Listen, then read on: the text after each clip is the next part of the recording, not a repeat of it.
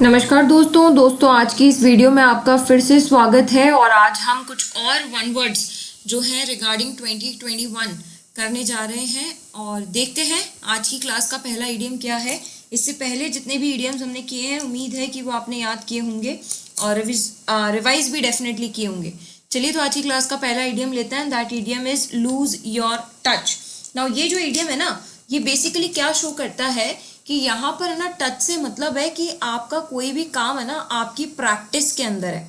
अब अगर मान लीजिए किसी भी काम में आपकी प्रैक्टिस है, यानी आपका उस पर हाथ बैठा हुआ है, यानी आप उस काम में क्या है, स्किल्ड हो गए हैं, या फिर आप उस काम में क्या हो गए हैं, प्रोफिशिएंट हो गए हैं। ये रिलेटेड तो ऐसे ही है, लेकिन ये बोल रहा है लूज योर टच, यानी कि आपने अब अपना वो जो टच है ना वो लूज कर दिया है। लूज कर दिया है मतलब खो दिया है। और अगर आपने वो टच खो दिया है तो जाहिर सी बात है कि अब आपका उस पर प्रैक्टिस नहीं रहा है। अब अगर आपकी उस पर प्रैक्टिस नहीं रही है तो फिर अब आप उतने ज़्यादा उसमें स्किल्ड या प्रोफिशिएंट नहीं रहेंगे ना जितने आप पहले थे। राइट और रॉन्ग? पहले तो आपका उस पर हाथ बैठा हुआ था तो आप स्किल्ड और प्रोफिशिएंट हो गए थे, लेकिन अब वो प्रैक्टिस आपकी छूट गई तो अब आपका हाथ बैठा हुआ नहीं है। तो अपन कई बार हिंदी में नहीं कहते हैं यार अब तो मेरी प्रैक्टिस ही छूट गई है ना, अब मेरे से नहीं होता है, पहले तो मैंने बहुत किया है पर अब मेरी प्रैक्टिस ही नहीं है। तो यानी कि ऐसी कोई चीज़ जिसमें अब आप इतने सक्सेसफुल नहीं हैं जितना कि आप पहले थे। तो not being as successful as previously. और पहले आप इतने सक्सेसफुल क्यों थे? क्योंकि पहले उन चीज़ों पर आपका जो है हाथ बैठा हुआ था, आप उसके टच में थे, स्किल्ड थे, प्रोफिशिएंट थे। पर अब वो टच जो है वो छूट गया है तो अब हम उतने ज़्यादा सक्सेसफुल नहीं हैं जितने कि पहले थे। नेक्स्ट पे चलते हैं ब्लो अप। ना ये जो ब्लो अप इडियम है ना, ये फ्रेजल वर्ब है जो कि ब्लो, ब्लू, ब्लोन, तो ब्लो की फर्स्ट फॉर्म है।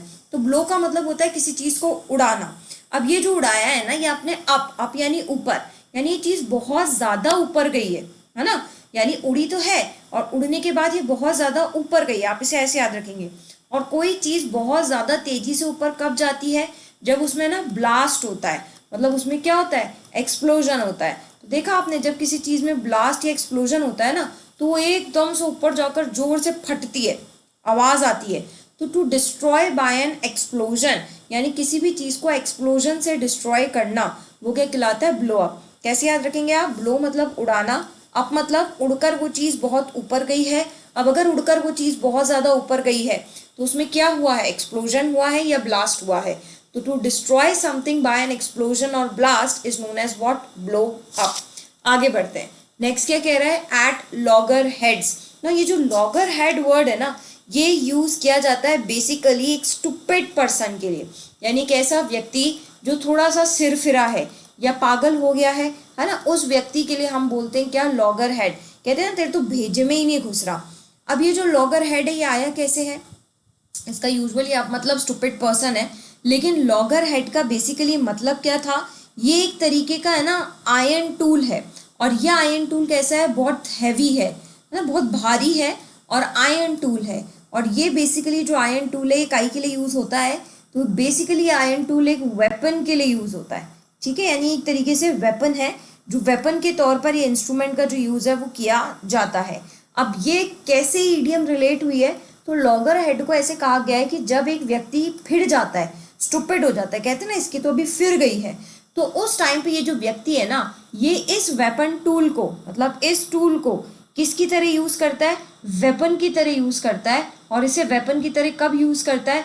जबकि लोगों से क्या हो जाती है? लड़ाई हो जाती है। तो देखा, जब लोगों से लड़ाई हो जाती है ना तो उस केस में हमें होश नहीं रहता है, हमारे हाथ में जो आता है ना हम उसे दे मारते हैं। और वो जो आता है वो बेसिकली कोई आयरन का टूल ही होता है जिससे हम सामने वाले को मार देता है। तो एक तरीके से एक ऐसी इमेज आप इमेजिन कीजिए जिसमें जो लोग हैं ना वो लड़ रहे हैं, फाइट कर रहे हैं। किससे फाइट कर रहे हैं? इस वेपन के टूल से। और ये लोग क्यों फाइट कर रहे हैं? क्योंकि इनकी जो सर है, मतलब इनका जो खोपड़ी है वो क्या हो गई? ये फिर गई है। तो लॉगर्स हेड को कैसे याद रखें? लॉगर का हेड, लॉगर का हेड यानी कैसा हेड? जो थोड़ा फिर गया है। लॉगर हेड क्या रिजेंबल करता है?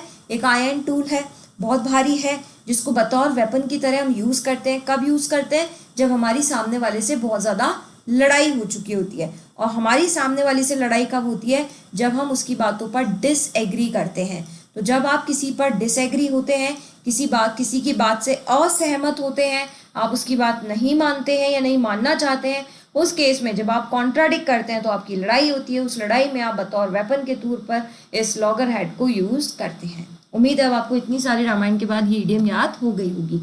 पुल द प्लग। देखो अब मैं काम कर रही हूँ मान लीजिए, है ना, और मान लीजिए कि मैं अपने कंप्यूटर पे काम कर रही हूँ, आपकी क्लास ले रही हूँ, मेरी क्लास ओवर हो गई तो डेफिनेटली मैं कंप्यूटर का जो प्लग है वो निकाल दूंगी ना। तो पुल द प्लग का मतलब है कि आप किसी भी चीज़ का, इलेक्ट्रॉनिक आइटम का प्लग कब निकालते हैं, जब वो चीज़ को, यानी कि वो जो काम आप कर रहे थे उस काम की क्या आ गई, एंडिंग आ गई। तो जब भी हम किसी का एंड यानी एंड आ जाता है तब हम कहते हैं कि प्लग भी निकाल दो। कोई भी इलेक्ट्रॉनिक आइटम है जब तक आप यूज कर रहे हो तब तक वो प्लग में लगा हुआ है क्योंकि उसे इलेक्ट्रिसिटी चाहिए।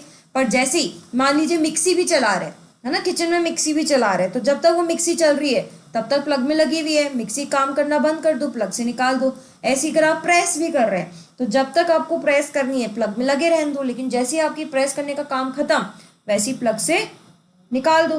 तो पुल द प्लग का क्या मतलब है कि अगर आपने प्लग बाहर निकाल दिया है यानी आपने उस चीज का क्या कर दिया है, एंड कर दिया है। तो किसी भी चीज का एंड कर देना यानी प्लग को बाहर निकाल देना।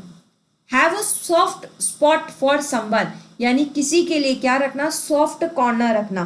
तो कहते हैं ना इसने तो सॉफ्ट कॉर्नर रख रखा है, तो वो सॉफ्ट कॉर्नर किसी के लिए रखना मतलब, या किसी के लिए सॉफ्ट कॉर्नर कब रखते हैं, जब हम उसे बहुत ज्यादा पसंद करते हैं।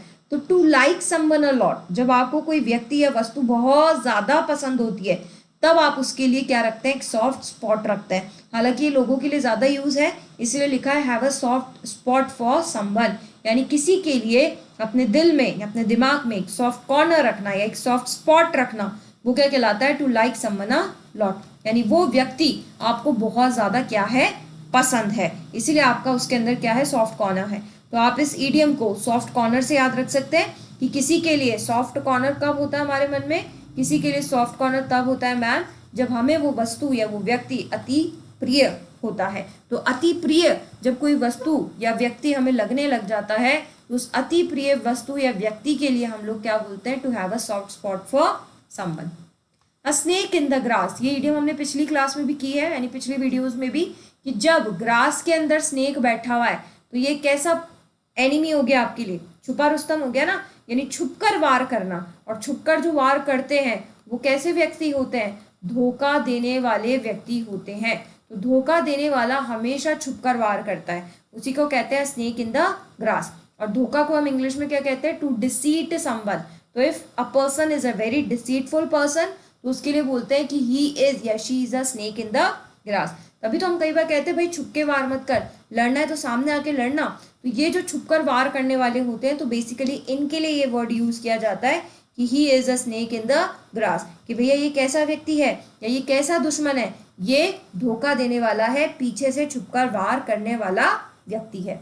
आगे बढ़ते, टिट फॉर टैट, कई बार सुनी है, यूज भी करी है, हिंदी में कई बार बोलते हैं जैसे को तैसा, जो जैसा करेगा वो वैसा भरेगा, अच्छा करोगे अच्छा मिलेगा, बुरा करोगे बुरा मिलेगा।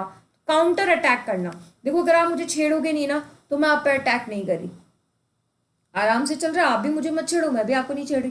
पर अगर आपने मुझे छेड़ा या अगर आपने मुझ पर अटैक किया तो फिर मैं काउंटर अटैक तो करूंगी, चुपचाप तो नहीं बैठूंगी।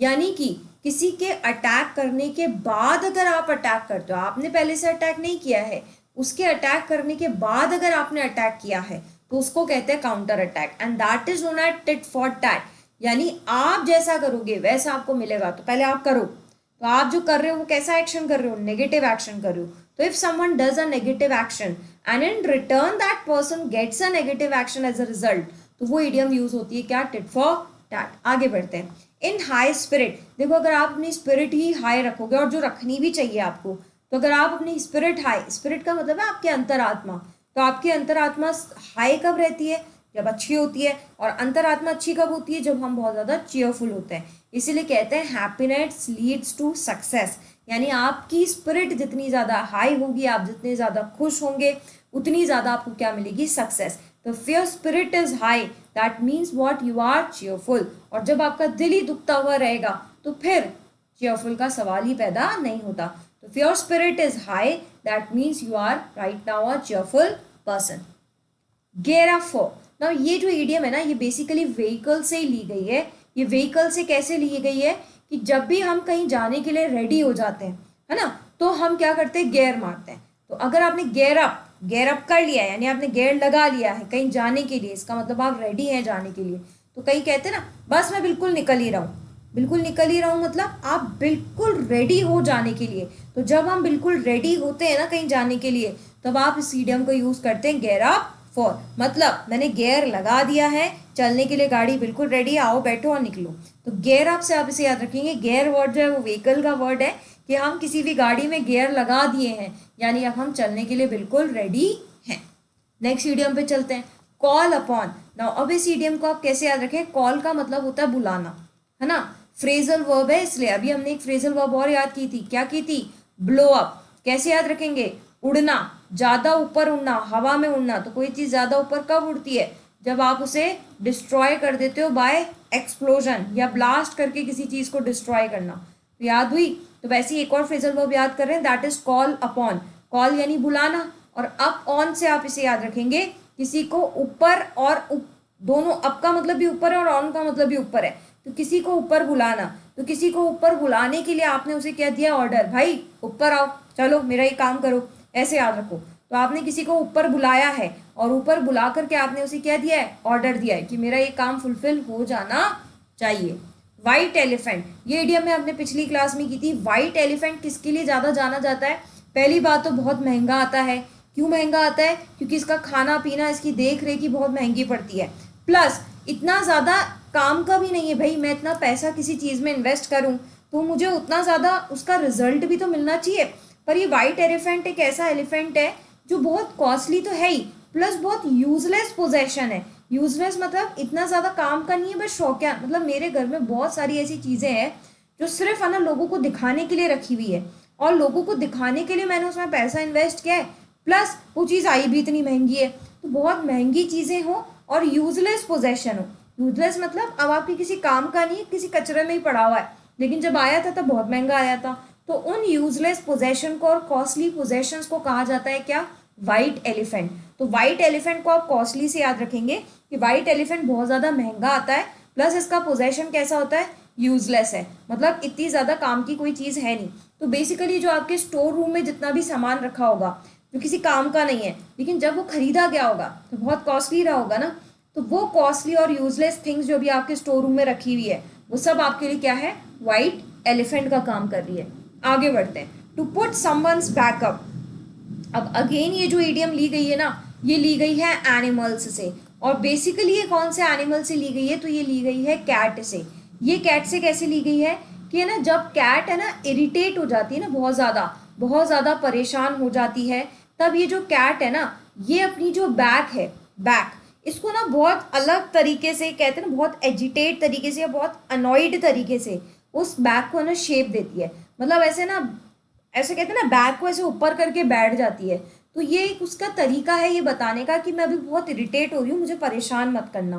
तो ये इडियम बेसिकली वहीं से ली गई है, कैट से, कि जो कैट है ना, ये अपनी बैक को ऊपर कब कर लेती है, या ये जो एक पॉस्चर है ये कब बनाती है, ये पॉस्चर वो तब बनाती है जब वो बहुत ज़्यादा इरिटेट या अनॉइड होती है, मतलब बहुत ज़्यादा जब परेशान हो जाती है ना, डिफेंसिव मोड में आ जाती है कि अब अगर तुमने मुझे परेशान किया ना, तो फिर मैं पलटवार करूंगी, ठीक है। तो वो जब वार करने की स्थिति में आ जाती है, बहुत अनॉइड इरिटेट हो जाती है, उस दौरान ये जो कैट है ये अपनी बैक को क्या कर लेती है, ऊपर कर लेती है। तो वहां से इडियम ली गई है कि किसी ने अपनी बैक ऊपर कर रखी है, यानी वो व्यक्ति अभी क्या हो रहा है, इरिटेट हो रहा है, या फिर हम उस व्यक्ति को क्या कर रहे हैं, इरिटेट कर रहे हैं, ताकि उसको अपनी बैक जो है वो क्या करनी पड़े, ऊपर करनी पड़े। तो उम्मीद है ये इडियम आपको याद हुई होगी। देखो 3 फ्रेजल वर्ब आज हमने याद किए। पहली ब्लो अप, किसी को एक्सप्लोजन से डिस्ट्रॉय कर देना। कॉल अपॉन, कॉल अप और ऑन, ऊपर याद रखेंगे, किसी को ऊपर बुला के आपने क्या दिया है, उसे ऑर्डर दिया है, यानी ऑर्डर देना। और किसी की बैक अप करना, यानी to put someone's backup. Backup से कैट याद रखेंगे कि बैक किसकी ऊपर होती है, कैट की। कब ऊपर होती है, जब वो इरिटेट या फिर क्या हो जाती है, अनॉइड हो जाती है।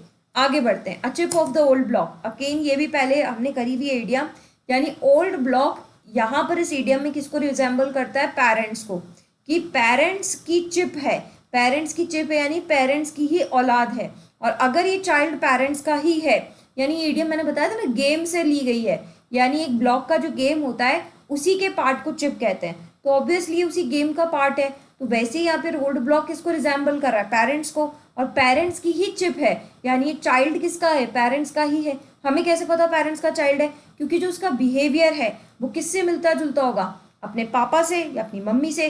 तो अपन कहते हैं ना भाई तेरे अंदर तो तेरी मम्मी की हरकत है, या तेरे अंदर तो तेरे पापा की हरकत है, यानी similar to one's parents and behaviour, यानी आपका जो बिहेवियर है वो कहीं ना कहीं आपके पेरेंट्स से रिजेंबल तो करता ही है। तो यानी chip off the old block, यानी आप किससे रिजेंबल करते हैं, अपने पेरेंट्स से। और अब आप मुझे कमेंट सेक्शन में बताएंगे कि मैंने आपको अगेन इसके लिए एक फ्रेजल वर्ब कराई थी रिजेंबल की, कि जब कोई चाइल्ड अपने पेरेंट्स से रिजेंबल करता है तो उसके लिए हम क्या फ्रेज यूज करते हैं। ये फ्रेज आप मुझे कमेंट बॉक्स में बताएंगे, ठीक है। हम इस फ्रेज को 2 से 3 बार पढ़ चुके हैं। नेक्स्ट आगे बढ़ते हैं, अंडर ड्यूरेस। नाउ ये जो ड्यूरेस वर्ड है ना, ये अगेन है ना मतलब ग्रीक इंग्लिश से लिया गया है, और इस ड्यूरेस का मतलब होता है किसी के प्रति हार्श होना, या मैं कहूँ किसी के प्रति क्रूअल नेचर दिखाना। और ये किसी के प्रति हार्श या क्रूअल नेचर हम कब दिखाते हैं, जब आप मुझसे मेरी इच्छा के विरुद्ध काम कराओ, यानी मेरी इच्छा नहीं है इस काम को करने की, बट स्टिल मुझे ये काम करना पड़ रहा है। तो जब मैं मेरी इच्छा के विरुद्ध कोई काम करती हूँ तो मैं अंडर ड्यूरेस आ जाती हूँ। ड्यूरेस आ जाती हूँ यानी मैं अंडर प्रेशर आ जाती हूँ, मैं प्रेशर में काम कर रही हूँ, मुझे करना है, बस खत्म करना है, बस इसलिए मैं ये काम कर रही हूँ। तो जब आप बहुत हार्श होते हो, क्रूअल होते हो, इरिटेट हो जाते हो, तो ये इरिटेट हार्श क्रूअल कब होता है इंसान, जब वो अपनी इच्छा के विरुद्ध किसी काम को करता है। और मेरी इच्छा के विरुद्ध अगर आप मेरे से कोई काम कराओगे तो डेफिनेटली वो काम मैं कैसे कर रही हूँ, अंडर प्रेशर कर रही हूँ। सम एंड सब्सटेंस। नाउ यहाँ जो सम वर्ड है ना, ये एक्चुअली बताता है टोटल को। मैथ्स में भी सम का मतलब टोटल होता है, और जो सब्सटेंस है ना, ये सब्सटेंस कहलाता है किसी भी चीज का इंपॉर्टेंट पार्ट। तो कुल मिलाकर असेंशियल जो नेचर है किसी का, या मैं कहूँ कोर नेचर जो किसी का होता है, इंपॉर्टेंट नेचर मतलब आपके इस नेचर में यही तो खासियत है जो आपको इंपॉर्टेंट बनाती है या आपको लोगों के बीच रखती है। तो वो जो आपका इंपॉर्टेंट या असेंशियल नेचर है वो टोटल नेचर के लिए यूज कहलाता है ये सम एंड सब्सटेंस। तो इसका मतलब ही होता है असेंस। असेंस का मतलब होता है इंपॉर्टेंट, ये असेंस वर्ड असेंशियल से ही आ रहा है। तो इंपॉर्टेंट चीजें जितनी भी है बेसिकली ये सम एंड सब्सटेंस जो है ना, ये किसी इंसान के इंपॉर्टेंट वर्क को रिजेंबल करता है या फिर उसके इंपॉर्टेंट नेचर को रिजेंबल करता है। मतलब मैं ना इंग्लिश की टीचर हूँ, इसलिए मैं जानी जाती हूँ। तो ये जो इंग्लिश पढ़ाने का जो मेरा नेचर है, this is sum and substance for me. तो वैसे ही कोई ना कोई इंसान में कोई ना कोई खासियत तो होती है जो उसका नेचर बन जाता है और इसलिए वो जाना जाता है। तो that nature of that person जिसकी वजह से उसकी आइडेंटिटी है, that is known as what, sum and substance. तो एन एसेंशियल पार्ट या important part of a person is known, and that total part is known as what, sum and substance for that person. आगे बढ़ते हैं, Apple of one's आई, कहते हैं ना आंख का तारा। तो एप्पल ऑफ वंस आई को हिंदी में क्या कहते हैं, किसी की आंख का तारा। तो किसी की आंख का तारा है मतलब बहुत ज्यादा क्लोज है, यानी कि ये इसके बिना नहीं रह सकता। तो क्लोज पर्सन अगर किसी के होता, कहते नहीं तो मेरे दिल के बहुत करीब है ना। अभी जैसे मैंने कहा था सॉफ्ट कॉर्नर रखना, किसी को बहुत ज्यादा लाइक करना, तो उसी से मिलती जुलती ये इडियम है कि एप्पल ऑफ वंस है, यानी मेरी आंख का तारा है, यानी मेरे लिए बहुत खास है।